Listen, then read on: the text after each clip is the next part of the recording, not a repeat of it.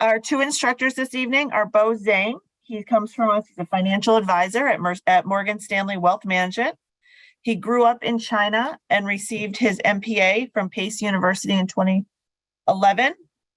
And Crystal Love is 15 years in financial management. She has her degree in accounting and an MBA from Indiana Wesleyan University. Thank you so much for joining us this evening. Good evening. Thank you for having us. It's our pleasure to turn it over to both of you and get the program started. If anyone has any questions, please put them in the Q&A and we will get to them towards the end of the program. We'll leave plenty of time for that. All right. So just as an introduction, good evening, everyone. Thank you, Alexis, for the introduction. And as she mentioned, I am Crystal Love, and I am one of the My Money Workshop volunteer instructors. Bo and I will be co-leading tonight's presentation for you. Yeah, absolutely. Crystal and we are volunteers for the My Money Workshop, the organization, which is a nonprofit. I think we can go to the next page, the intro for the organization. So as I mentioned, My Money Workshop is a nonprofit organization that educates people to manage their finances wisely and to make a lifetime of informed financial decisions. As I mentioned, we are all volunteers here. This session is purely for educational purposes only, right? And of course, past performance is no guarantee for future results. Next one. So agenda, we're going to cover a few important items. One, to provide you some useful strategies and tips to help you adjust and stretch your budget in high inflation environment. Second, we're going to help you gain knowledge that will help you reach your financial goals. And last, provide you with tools that you can use to stay on track as you navigate your budget. Yeah, so good question. What exactly is inflation? Well, it's the rate at which the prices of goods and services rise, right? As we know, over time, things get more expensive, right? And there are different indices out there that tracks the rate of inflation. For example, the CPI, you hear CPI a lot, right? On the radio, on TV, stands for Consumer Price Index, right? It measures the prices paid over time for a basket of commonly used household goods and services by urban families.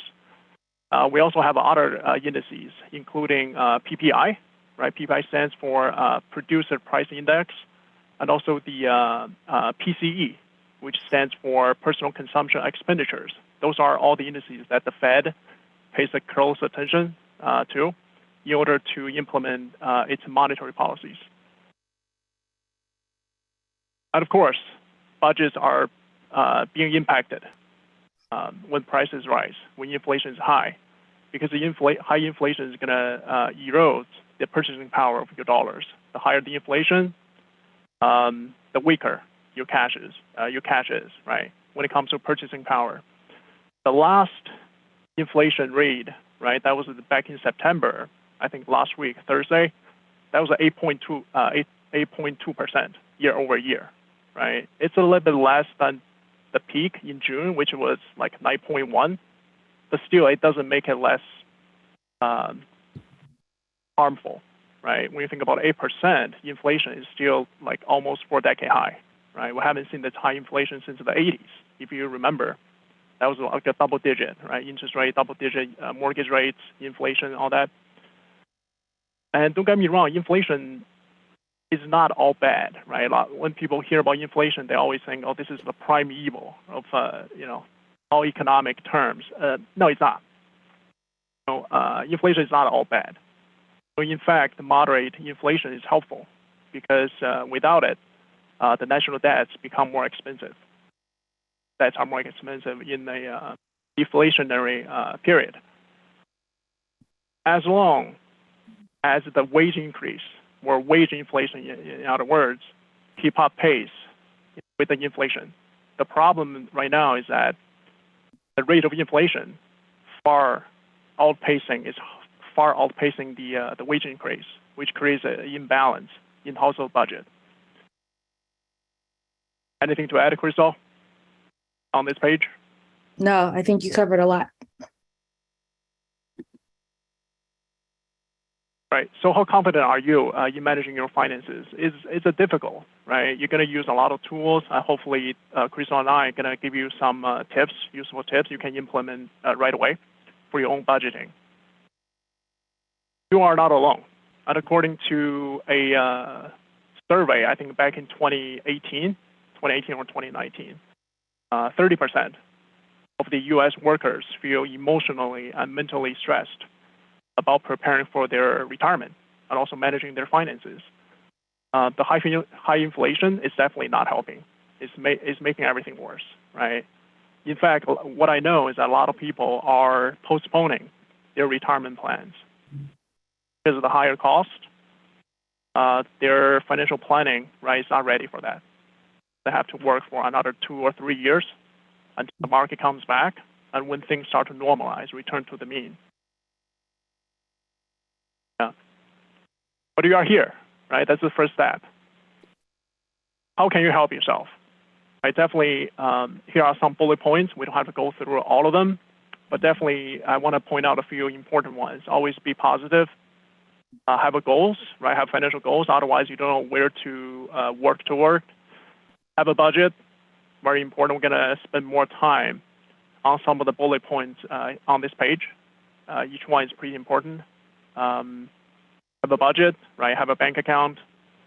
Also manage your finances regularly, right? Be mindful of the expenses. And of course, that's part of the budgeting, including using credit cards, managing your credit score. And in this country, credit score is definitely more important than the cash you have in your pocket. Budget.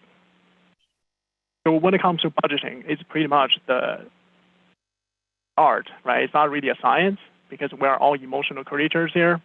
It's about prioritizing, right? Figure out, also differentiate the needs versus wants, right?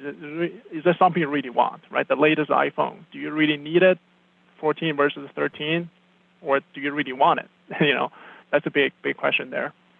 So the budget is the key to financial wellness because it serves two major purposes. One is to guide you towards your financial goals, long-term financial goals, keep you more disciplined. Second is that it can point out some of the mistakes, some of the weaknesses you have in your wealth planning journey.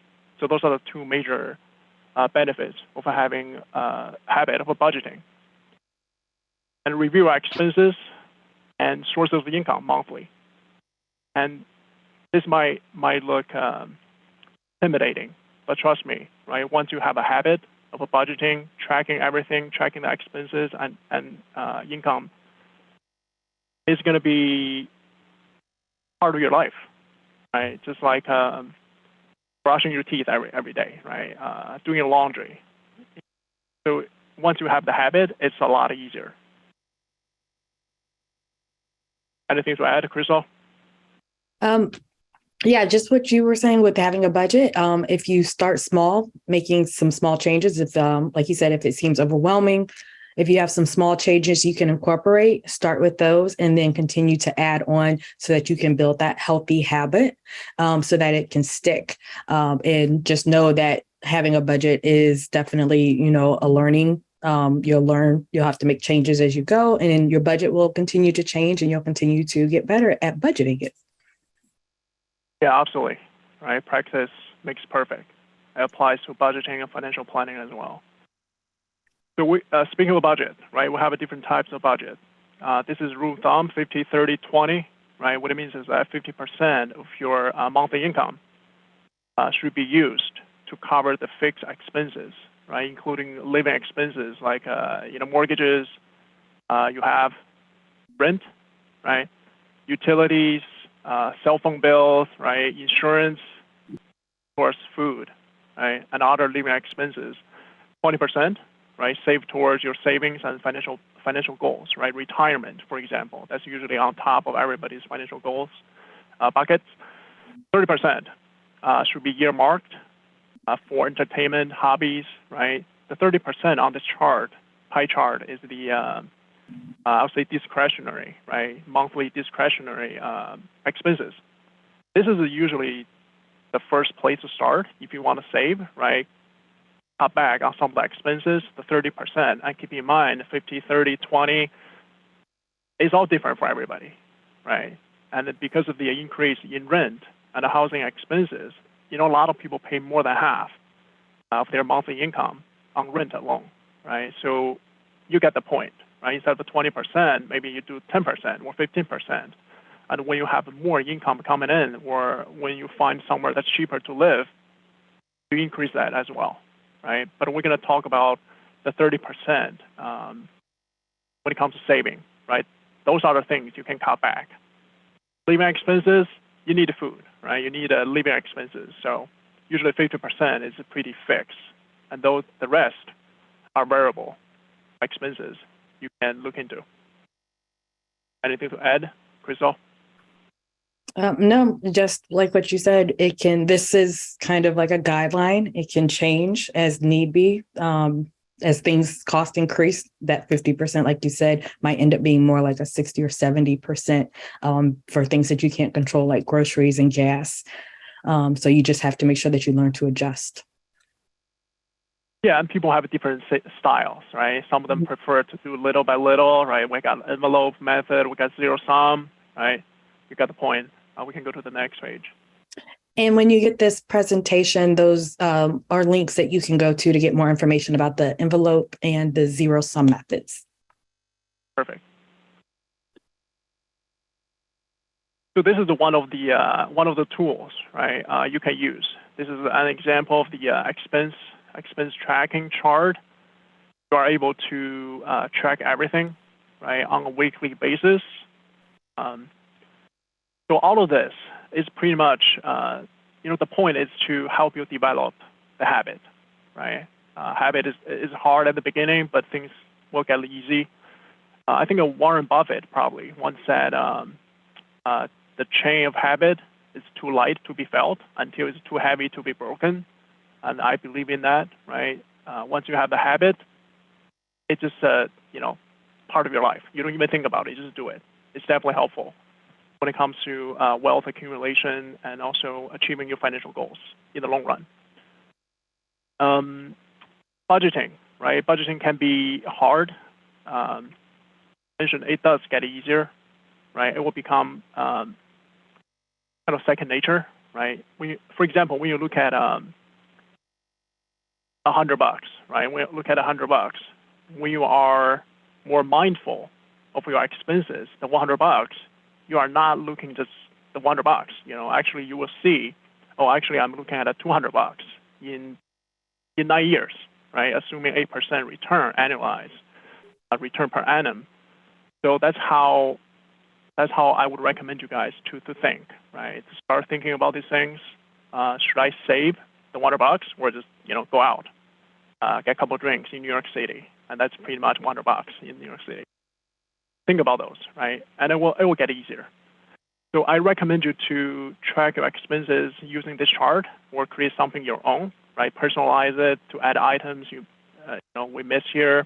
We remove a couple of the ones that you do not need, doesn't apply, and track it for longer term, right? 1 to 3 months, 6 months. I wouldn't do just a couple of weeks because when you track it for longer term, you'll be able to see clearer picture. And at the same time,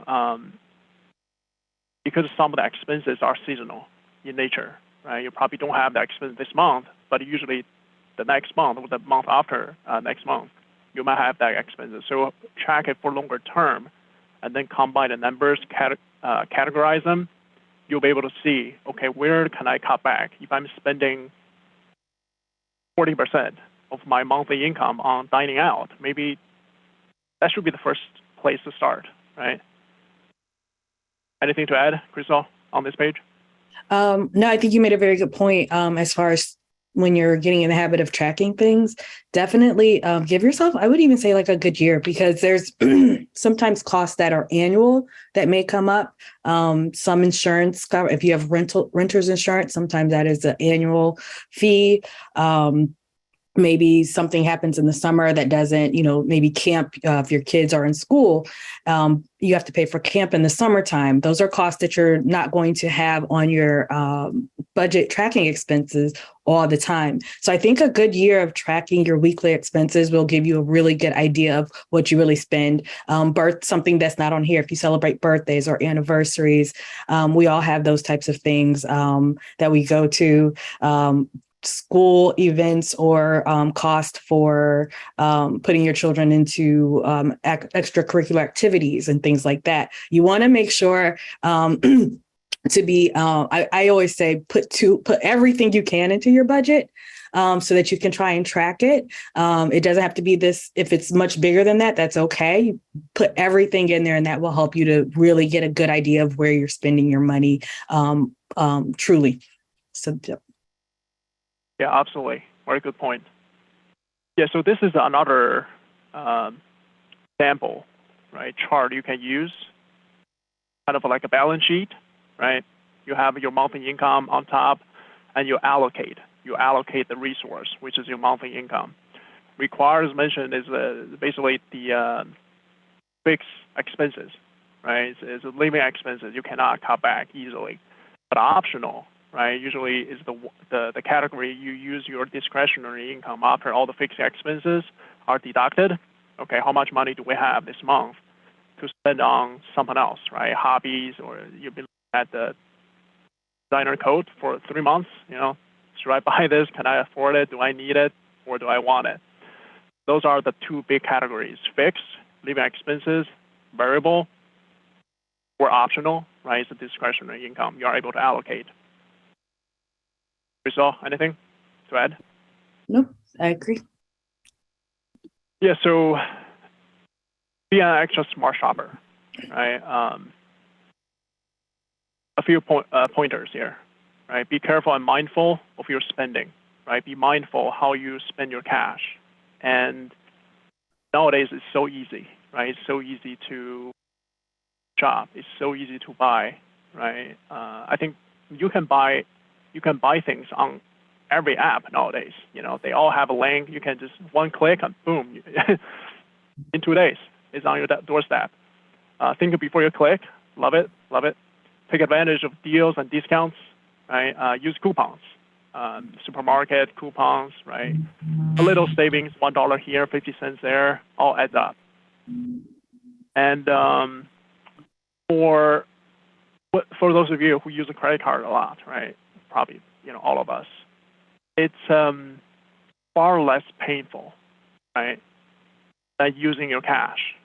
Meaning, you don't feel much using a piece of plastic, but when you hand your cash to a stranger, right, that hurts. That hurts more. So it's a lot easier to use your credit card and then spend it, right, impulse buying. So if you have issues, maybe you should use your credit cards less, right, to be a little bit more disciplined, to use your cash or debit card, because with a debit card, you have this much money, right? When you're down, you're down.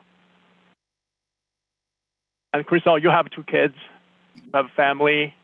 I'm sure you are a smart shopper. Any tips you want to share? Definitely. I do a lot of shopping online and grocery delivery. And one way that I do try to make sure that I don't, as Bo said, like just kind of click and go really quickly, is I still shop with a list. So I make out my grocery list and then I just get those things. And so I've already looked at the sales ads and I've already made out my menu for the week so that and I know how much I can spend. And so I still take this time that I would if I was going in person to do it and handing them my money. I still take those steps at home before I order my things on the app. So I'd say you definitely want to make sure that you're taking those steps and making sure that you're not overspending. One way to also kind of think about that is if you link your credit card to all of those apps, maybe for the ones where you kind of spend a little more haphazardly, link your debit card, because then it's going to come directly out of your checking account. And you're going to be thinking about that a lot more than if it just keeps hitting your credit card. So those are ways that I have used for myself to kind of keep myself together and keeping costs down and not just kind of going click happy. Oh, absolutely, absolutely. Takeaway is, figure out whenever you make a financial decision or a purchasing decision, right? Want versus need, right? Think about need versus want, right? Either way you want. Print it out. If you have issues, just remember that. And also, the society nowadays, right, encourage something like, what do you want is what do you deserve, right? That's kind of toxic, especially for people who don't have the discipline, other strategies, experience in managing their own money, right? Their own finances, not really good at budgeting. That's extremely toxic, right? It encourages you to overspend, right? And beyond your means. So here are some of the debt management tips. So managing your debt comes down to managing your budget. It should be part of your budget, right? If you don't know where you are, start budgeting. It's extremely humbling, right? I did it like when I was little, but it's an extremely humbling experience. You want to kick yourself, after seeing how much money I spend on coffee, right? How much money I spend on the gym I never go to. And be consistent. As I mentioned, stick to it, stick to the plan, right? Be consistent with your budgeting. And for people, most of the students nowadays have student debts, right? So keep the payment consistent, and especially if you have credit cards, right? And credit cards are definitely the worst kind of debt, right? They usually carry the highest interest rate, like up to 25%, even like 29. Oh, excuse me, not 25, 24.99%, right?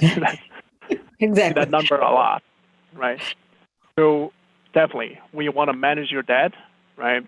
Number one, stop borrowing, stop making the balloon even bigger, and stop rolling the snowball of debt. Right, it will compound against you. Right, people talk about compounding interest being the seventh wonder of the world or eighth wonder of the world, but it can work against you as well, and that's definitely the case. Right, give you an example. Again, 24.99% interest rate on a credit card. You own $1,000, you just keep letting it roll. It will double in less than 3 years. Okay, so if you do not manage it wisely, consistently, it's really easy to dig a hole for yourself, right? It's really hard to get out. And also, I want to stress that the importance, also the power of habit, right? Develop a good habit. Over time, you'll be more encouraged to get out of debt, to become debt-free, right? And when it comes to debt, I also want to stress a point is that there are two different kinds of debts, right? You got a good kind, you got a bad kind. Good kinds, basically, mortgage, for example, because houses are sort of investment assets, right? Appreciate over time, and plus you need a place to live anyway. So instead of paying rent, you might as well build out some equity in the house purchase. However, bad debts, including buy a designer suit, right? Max out your credit card, that's definitely a bad debt, right? Fancy car, right? We all need a car, but do you really need to buy a Porsche, right? 6-figure cost, that's a bad debt. Because the moment you drive off the lot, it decreased by like 20%, easily, if you want to, especially for luxury cars. So those are the bad debts. Good debts appreciate over time, bad debts depreciate. So in order to accumulate wealth in the long run, you always want to put an investment, right, in the back of your head. Is it depreciating assets or appreciating assets? Always shoot for appreciating assets. And of course, the last point, right, always think about, do I need it or do I just want it? Right? Take a break. It will help you to calm down and to see the reality, right? Anything to add, Crystal, on this page? No, I think that really good. Just kind of taking that time to think about, you mentioned earlier, the $100 and seeing it more than just $100 for yourself when you're saving. The same thing happens in reverse. That $100, if it's on your credit card, it's going to cost you more in a couple of years. But that money's going to go to someone else instead of into your savings account or towards, costs that you need to be paying on to pay down debt and things. So you just got to think about it in which direction you want that money to go, in your pocket or someone else's pocket. Right. Do you want the money to compound for you or compound for someone else? Exactly. I think we have more tips on debt management on the next page. Yeah. So this one, there are a few more tips that can help you manage your debt wisely. So making your debt less expensive, a lot of people do refinance, right, or retire, consolidate their existing debts. It's pretty simple. Basically, if you have and I think I saw that one of the questions, the student debt, right? How do I pay it off early? Well, it depends on the rate, right? Depends on the rate. If you are able to get a personal loan or get one of the 0% APR balance transfer promotion, right? And you have a pretty good idea about your cash flow for the next 13 months, right? Usually that's the grace period. It might be worthwhile, right? To pay off to retire some of the higher cost existing debts, and let alone credit cards. Credit cards is a better example. You have to pay 24.99% APR on the credit card, while you can borrow from a creditor, right? Personal loan for like a 5.99%. That makes a lot of sense. Refinance the debt with higher cost for a lower rate, right? In other words, cheaper money. And I mentioned about grace period. Be very careful, okay? Be very careful about the grace period. Creditors make big money of people who don't pay attention to the grace period. Because how they work is that if you do not pay off the loan in full by the end of the grace period, you are charged interest immediately, right, on any new purchases on the card, as well as on any remaining balances, right, retroactively. So you are paying back the 25% or 18.99%, whatever that is, immediately, right, after the grace period. So be very careful. Otherwise, you didn't do anything. You'd be better off not doing anything. So be very careful with grace period. The other thing is that if you are currently experiencing severe debt problems, debt issues, like the person in this picture, right, falling and trying to get out of the debt, sometimes it's worthwhile to talk to your creditors, right, about your situation. Likely, they will offer you better terms to help you get out of the issues. At the end of the day, creditors don't want you to go bankrupt, right? They won't get their money back, right? So they want to help you to get out of the trouble so you can pay them back. They just want to make some money off the interest on the loan they give you, okay? So keep that in mind. You have the options. We also talk about the personal loan here, right? In addition to personal loans, there are some other options, right, to refinance or retire, including the home equity line of credit, right? If you own a house, you have some equity in it, you can borrow against the equity in your house, right, at a really reasonable rate, because the bank has the property. If you stop paying them, they can take the house, right? So it's a collateralized lending. That's why you have better rates than personal loan without any collaterals. You can also borrow against your 401k, right, up to 50% usually at a reasonable interest rate. However, pros and cons of the different options here. So I won't tell you which one is right for you. Definitely look at the fine print in order to make an informed decision. You can do something. You can borrow against your life insurance cash value, right? Get more complicated, but you have different options. There's also something called asset-based lending, right? At Morgan Stanley, that's something we do. Basically, you have investment at a financial institution. You can borrow against the assets you have at a brokerage firm, right? Again, it's a collateralized, right?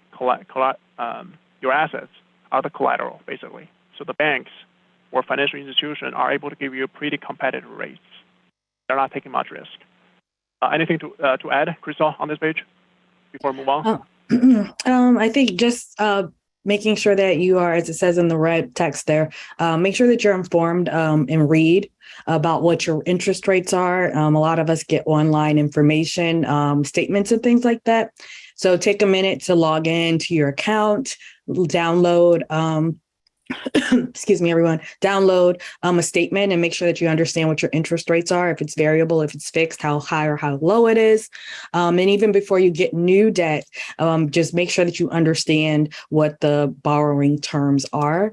And then also just with personal loan, any type of loan that you have, if you're able to, especially like with student loans or mortgage, if you're able to pay extra on your loan, you can call in and do a principal only payment.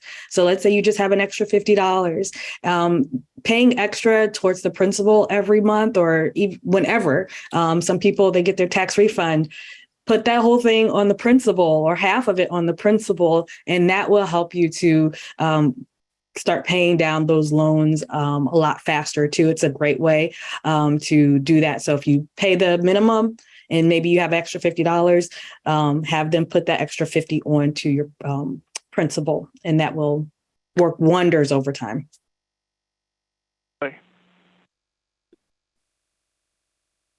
Bank accounts, right? I think we all have bank accounts, but you need to manage it regularly, right? Watch out for your cash flow. Right, know exactly where you are financially, right? Do you plan to buy something, big purchase in 3 months, right? Do you plan to buy a house, your first home, right? One of the biggest expenses, biggest purchase in a lot of people's lives. You need to have an idea about the cash flow, right? And also about the reposition. How do you reposition the cash? Right, you can get a higher return by taking more risk, but do you really want to risk it? Right? What if the market tanks? 2 days before you need to take the cash for the down payment, right? So those are the things you need to be aware of. Be more mindful about your cash flow. Couple other suggestions, right?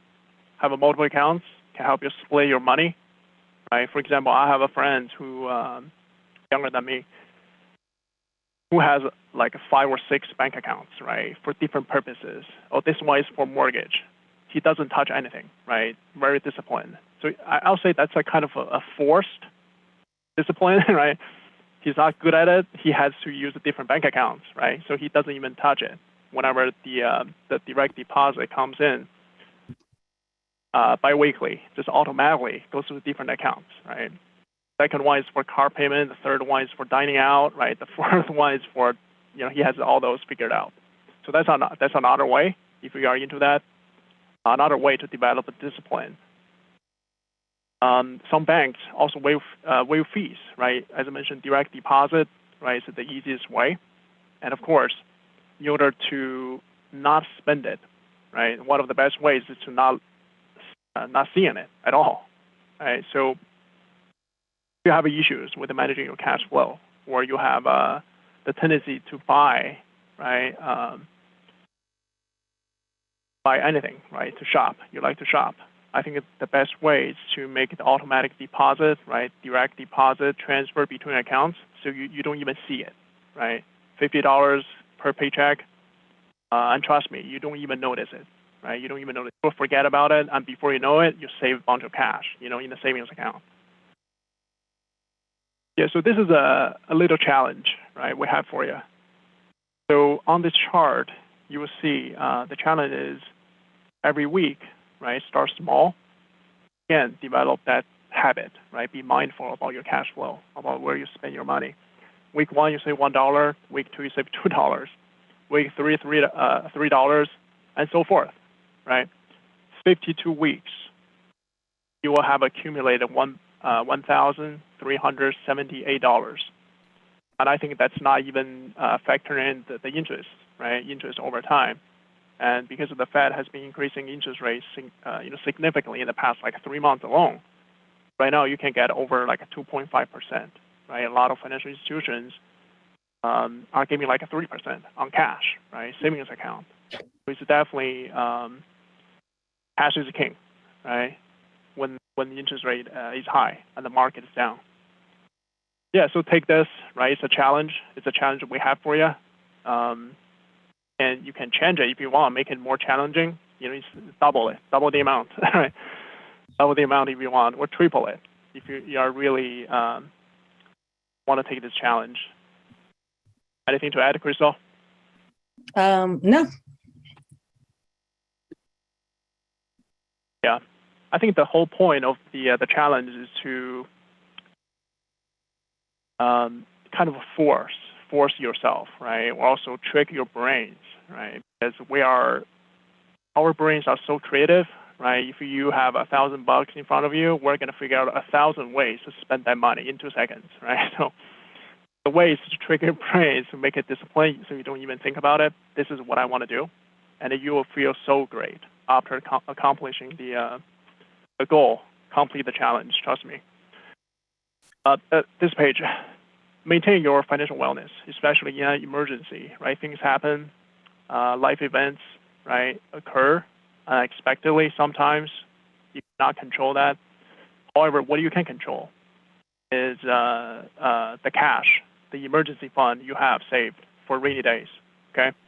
Usually we recommend people who have, especially when you have a family, right, spouses, kids, to save at least 3 to 6 months of living expenses. You want to make sure if you lose your job, your spouse lose her or his job, you guys are okay, right, for another 5 to 6 months. You just find a new job, right, other channels of income. Definitely, if you do not have it, and of course the amount really depends on your specific situation. Some people have a lot more expenses than others. Some don't have a lot of fixed expenses, right? So definitely take a look at it. If you do not have an emergency fund built up for at least 3 months worth of expenses, right? Start saving. Use the 52 challenge, right? 3 months of expenses, the total divided by 52. That's your challenge. Challenge to build up an emergency fund for at least 3 months in case emergencies occur. Anything to add, Crystal? I think that it's important for you to designate in advance what an emergency is. Going on a quick trip, somebody invites you on a trip, that's not an emergency.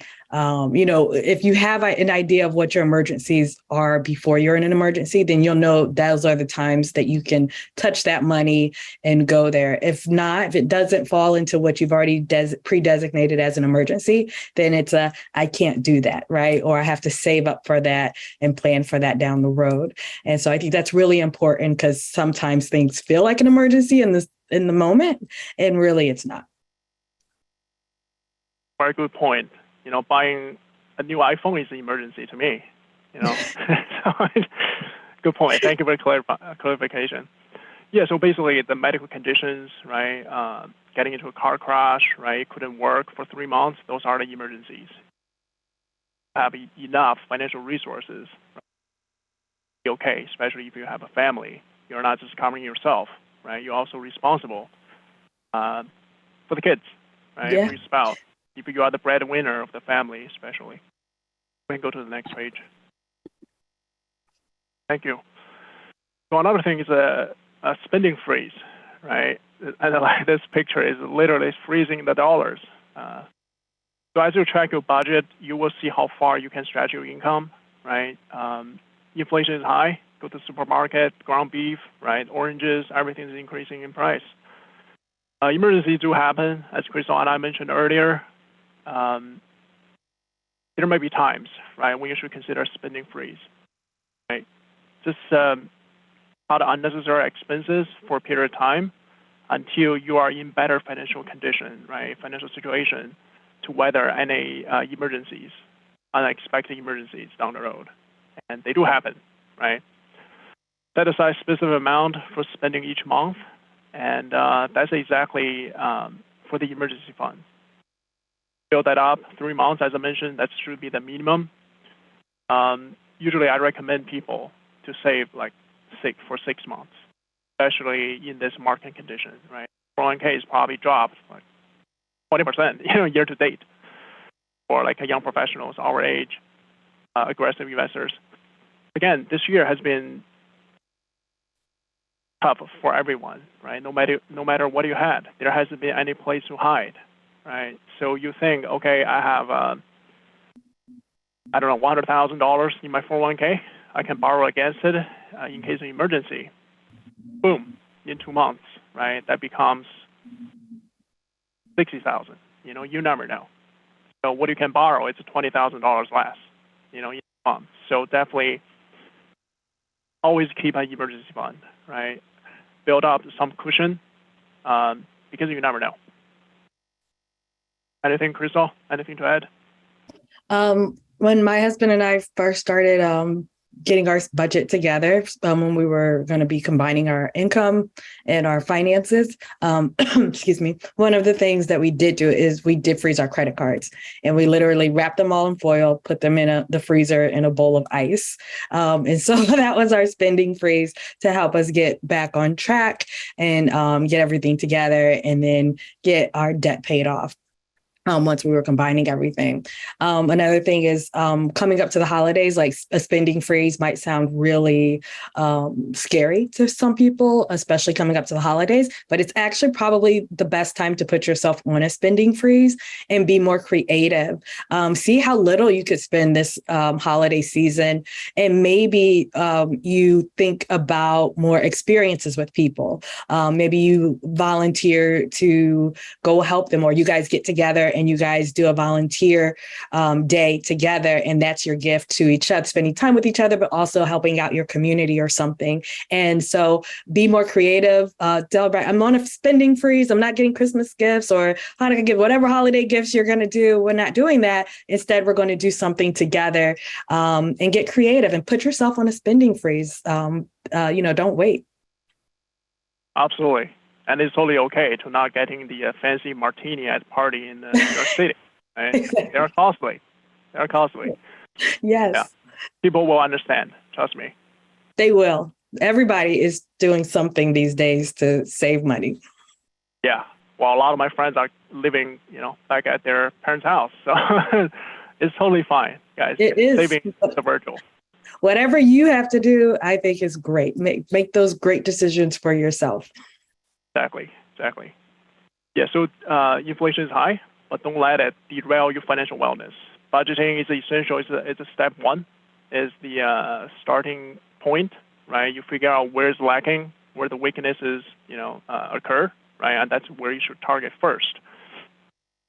So a few things you can potentially save, including electricity, utility bill, right? HVAC, phone, internet bill, meals, right? Cook at home, food shopping, have a list so you do not just buy everything. Everything looks great, right? Just keep buying, and you come home with everything except the ones you went to supermarket to buy in the first place.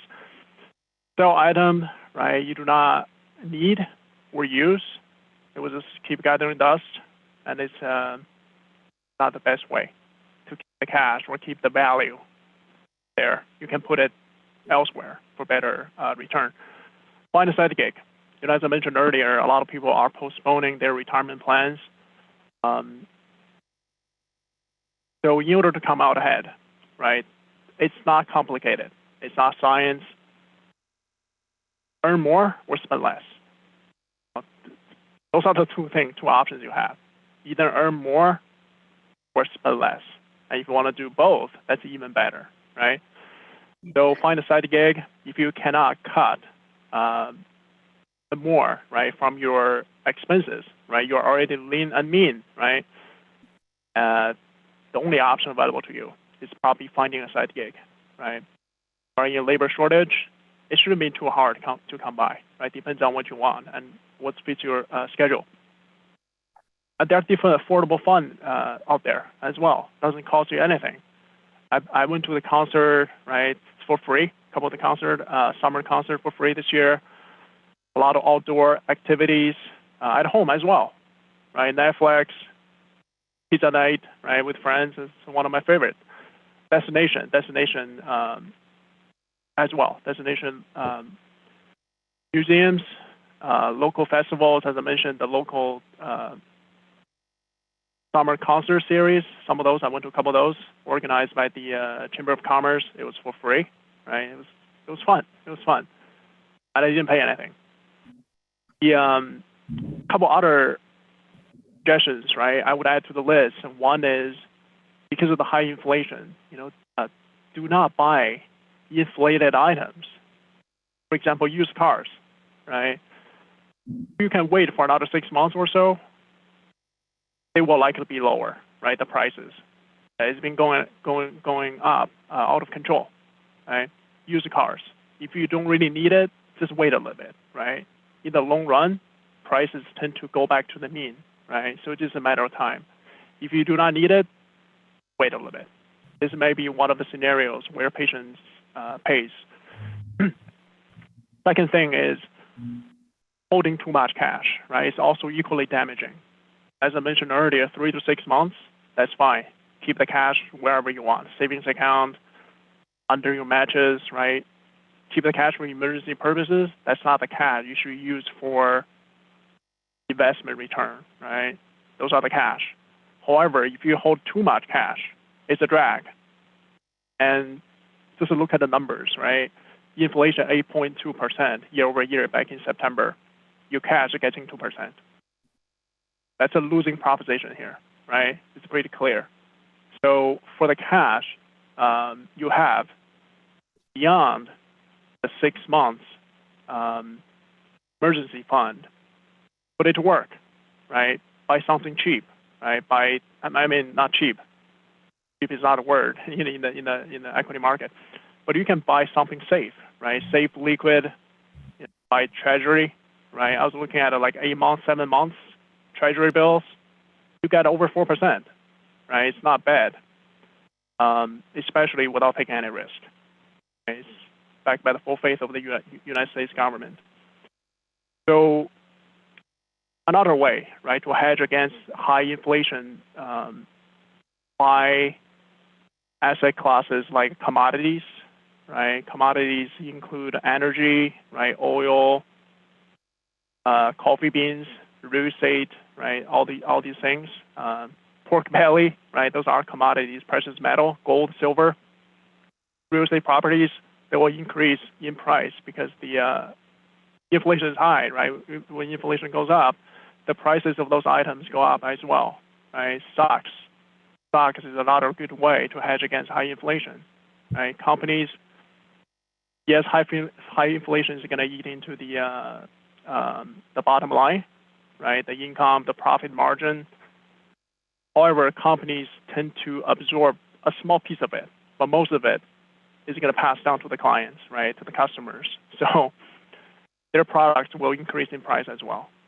As I mentioned earlier, right, buy something safe, treasury bills, right? There are a couple investment vehicles that would keep up with the inflation, right? iBond, Google iBond, right? You can buy directly from Treasury Direct.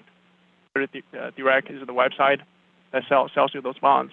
TIPS, right? Treasury inflation protected securities also inflate based on the current inflation. Reevaluated every 6 months. But before go too far in the investment world, let's go back to the agenda here. Crystal, anything you wanna add before we go to the next one? No, you covered a lot. That was good. And so I live in a condo, right? So outsource all of these. Maybe Crystal, you are better equipped to do this one. More ways to reduce your energy costs. Definitely things that we do here. We have our HVAC system cleaned out every spring and fall. We definitely change out the filters. I put an alarm on my phone to do that every 3 months, which is really helpful to keep that airflow clean and help keep your system up to date. Somebody actually was just telling me about having your dryer vent cleaned out, which is something I never thought about. It's for efficiency and for safety. Making sure that your equipment, your appliances and things like that are running smoothly and efficiently helps you to keep your costs down. Seal the air leaks around the windows. You can go around, especially now that it's getting cold, you'll be able to see they always say if you can see light at your window, then there's or under your door, there's a crack there. And there's really cost efficient ways to fix those. So like some caulk, or they have those things that go under the door that help to keep the draft out and things like that. Curtains, if you don't have any. So you would want to make sure that there's no air leaks coming through your doors and your windows. User efficient light bulbs. You can definitely go get them. They may cost a little bit more, but they last longer. And they help to keep your energy bill down. Unplug electronics when not in use. Now, this is one that I have tried to do, but it gets annoying. So maybe everybody else could do better than me. But I do, if we don't use something on a regular basis, then we do keep it unplugged, like my Instant Pot and my air fryer and things like that. We don't keep those plugged in. We keep those off to the side and only plug them in when using them. But like we tried it with the coffee machine. We use that too much and to keep plugging in, unplugging. But if you're somebody who can do that, if you know you don't use it that often, or maybe you're going to use it just once in the morning, you can unplug it before you leave for work, and then you'll plug it back in the morning before you use it. Let's see, keep your tires properly inflated, carpool to work and share fuel costs. I think that's really great. And I know there's some apps out there. I can't think of the names, but there's apps to where you could find somebody to carpool with. Many times if you are your job may have a little board, chat board, community board online, or maybe even in person. And you can put out there, hey, I've been so-and-so neighborhood. Does anybody want to carpool? And you guys can share that commute and share the cost, especially if you have tolls to pay. I think that's a great way to do that. Consolidate trips in the car and always drive the speed limit. And that's one I need to actually do better on with the speed limits. But, if you are going to go out to get groceries, pick up the kids, get the dry cleaning, make your list of everything you have to do and go do all of those trips at one time. And so that will cut out back on you going back and forth. It's a great time saver, but it's also going to cut down on gas. And if there's a way for you to bundle things together, I used to go to 3 different grocery stores to save money. Well, that's not really efficient anymore, especially with the prices of gas. So maybe there's some things I may pay just a little bit higher at the grocery store and I only have 1 stop, or maybe I only make 2 stops now, or I can order online. I do a lot of like Walmart. I just have it shipped to the house. I wait until I have a larger list of things that I need to get, and I get free delivery and it comes to the house. So just start being creative with ways that you can reduce your gas and energy cost at the house. Yeah, absolutely. Thank you very much. And that also helps you reduce your carbon footprint. Yes. For the environment. Yes, definitely. Yeah. We can go to the next page. I think that's pretty much all we wanted to cover. Do we still have questions for Q&A? Alexis? Thank you so much. Yes, there were a number of questions that were asked. There's one that was asked live is what did you call those bonds again? So I bond, right? Like an iPhone, I bond right now is yielding over 9% because of how high inflation is, right? However, for per household, I think per Social Security, you can only buy up to $10,000 worth of it. And if you're a couple, you are able to buy $20,000 worth of it. And the other one is tips, right? TIP, like, tips at a restaurant, tips. Google it, go to the Treasury Direct, right? That's where you buy those. Great. There's a couple questions on kind of some personal loan options. Is there a way to know that you're getting the best deal or whether they should stay with the loan payback that they currently have? Are there different sites that they can use to kind of look up whether a personal loan is legit? Anything like that? Is that more so you're talking about to find out if the lender they're is looking for a personal loan to possibly pay off some student loans or anything with high payback fees, a way to kind of lower their debt interest rates? Well, as far as the lender goes, I would definitely stick with a reputable lender that you know. You can apply, you can go to certain websites and you put in your information and they will provide you with maybe several lenders that you can look at if you're concerned with just making sure that you're not going with a company that's going to be, scamming you or something like that. The interest rates, you can definitely, those same websites, like a Lending Tree or something like that. I know there's some others, when you go there, they'll let you compare the rates. You put the information in and then they'll provide you with a number of lenders for you to compare rates. Also look at the interest rate, check with your bank to see what their personal, you already have a relationship there at your bank. Talk to your lender, your a commercial banker or not commercial banker, but you're a private lender and things like that at the bank. And they will be able to sit down and maybe talk with you about what your options are, what the rates are, and things like that. So as far as that information, as far as the lender goes and the rates go, those are a couple of things you can definitely do to make sure that you're going with a reputable lender. And then you're shopping to see who can give you the best rate available right now, which right now the rates are hot. So, all of them might be high, but you definitely will give you an idea if somebody's giving you 12% and really, a couple other ones are giving you like a 6 or 8. That's going to be giving you an idea of who's just kind of gouging you or not.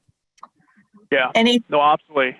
The only thing I would add is that definitely look at the terms, because if you go with a private lender, right, you lose a lot of the flexibility, right? A lot of those student debt, especially the federal loans, you have a lot of payment options, right? And we don't need to talk about the forgiveness right now. We can look at that later. But I think definitely look at the terms, right? You don't want to just because you save 1% and lose the cash flow benefits, right? Based on your pay, the payment, if that's what you chose for the payment schedule.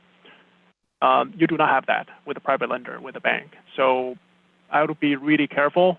I don't know the numbers, so I wouldn't recommend you anything, but I would suggest you to definitely look at the numbers. You don't want to be penny wise and pound foolish, right? That's what I would recommend you. And also to Bo's point, making sure I had something in my head and it just flew out. I'm sorry. Go ahead. I lost and then we'll take one final question on how to smart shop in bulk. Any tips on kind of smart shopping in bulk? I did remember what I wanted to say with Bo. Make sure you're doing fixed rates, not variable rates, where your payments are going to be fluctuating with the interest rate and things like that. Bulk shopping, like for your family and things like that. Yes, I think so. Yeah, I mean, they have you can have your big box stores like Costco or Sam's Club or BJ's, depending on where you are. Here in DC, it's Costco. So definitely getting those memberships, I think, is helpful. I think people sometimes go in those stores, again, just because it's a store and you can buy in bulk, only buy the things that you need in bulk. If you don't need 4 gallons of milk, don't buy your milk at Costco. Go to the grocery store and get a 2 gallon or a half a gallon. I believe, and I am drawing a blank. There is a website that lets you buy in bulk too. And I apologize to everyone. If you remember it when we send out the recording and the materials, we can include that there. I will try to get that name of there, but you can buy in bulk your toilet paper, your paper towels, and other items like that. Also, maybe go in with, like, if you have family members or friends or neighbors, and you guys maybe, especially if you're single and you want to cut down on costs, Find another single person or another couple who maybe would like to go in on a membership, and you guys share those costs and get it in bulk. Maybe you guys can get the 4 gallons of milk and they keep 2 and you keep 2, and it's great that way. But maybe you can find somebody that can split those costs with you guys, split the cost of the membership. Plus, you guys can go in and split the cost of those big items that are going up in price. And then if we have time, there's one final question from this evening is it best to save your money with a CD, like savings at the bank? Any thoughts on CD savings? I'll let Bo handle that one. I think both of us can input on this. Currently, no.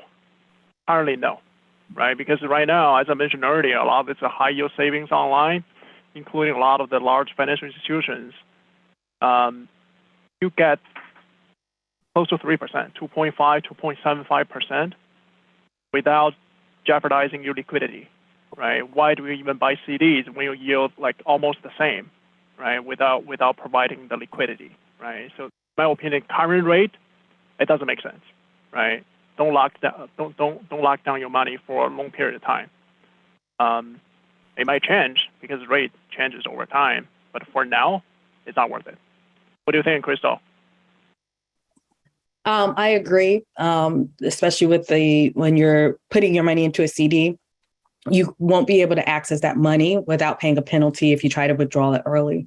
I would say that if you're maybe what the issue is or the question is if you have some excess money and you're trying to figure out what to do with it, depending on how much it is, if you're past that 3 to 6 savings amount, the emergency fund that Bo had mentioned earlier, if you're past that and you have some funds and you want to do something with it, as Bo has mentioned, some kind of investment might be really good as opposed to a CD. And don't be afraid to seek out a financial advisor and find someone that you can speak to about the best ways to manage your money, kind of have an idea of what your goals are to do with that money. So if you know you're going to be buying a house and you're going to need that money in a year, you'll want to make sure that you share that because you're going to want that money to be more liquid in things that are going to be able to sell easier. If you know you're not going to need that money for the next 5 or 7 years, you can let your maybe a financial advisor know that, and then they can help you with finding some long-term investments so that you don't have to, you can be letting that money grow over time.